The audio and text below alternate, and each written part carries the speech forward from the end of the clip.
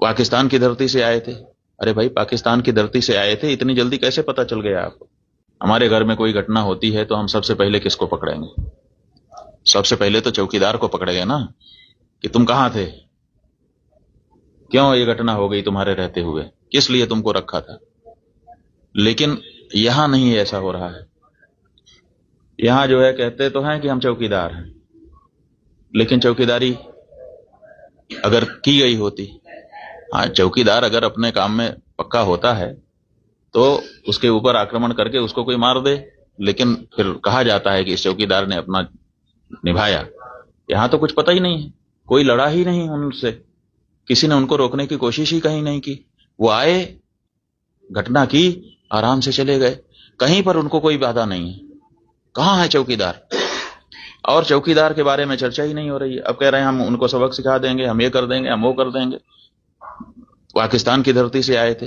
अरे भाई, पाकिस्तान की धरती से आए थे, इतनी जल्दी कैसे पता चल गया आपको? और अगर इतनी जल्दी आपको पता चल जाता है तो घटना के पहले क्यों नहीं पता चल गया? और दूसरी बात यह है कि अगर पाकिस्तान से आए तो पाकिस्तान के खिलाफ अच्छी तगड़ी कार्रवाई करिए। आप कह रहे हैं कि हम सिंधु नदी का जल रोक देंगे। आपके पास जल को रोकने या उसको डाइवर्ट करके अपने ही यहाँ, अपने ही देश में रख लेने का कोई उपाय ही नहीं है। हमने विशेषज्ञों से पूछा कि अगर हम सिंधु नदी का जल पाकिस्तान में जाने से रोकना चाहते हैं तो हमारे पास क्या व्यवस्था है।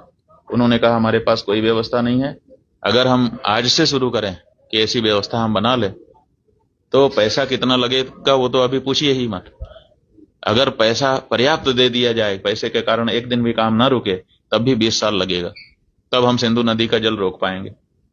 तो ऐसी परिस्थिति में हम ये कह दे रहे हैं कि हम सिंधु नदी का जल रोक लेंगे। और टेलीविजन के एंकर हमने सुना, वो कह रहे थे बूंद बूंद के लिए तरसेगा पाकिस्तान, एक गिलास शुद्ध पानी नहीं मिल पाएगा, खेती नष्ट हो जाएगी, बिजली नष्ट हो जाएगी, ये हो जाएगा, वो हो जाएगा।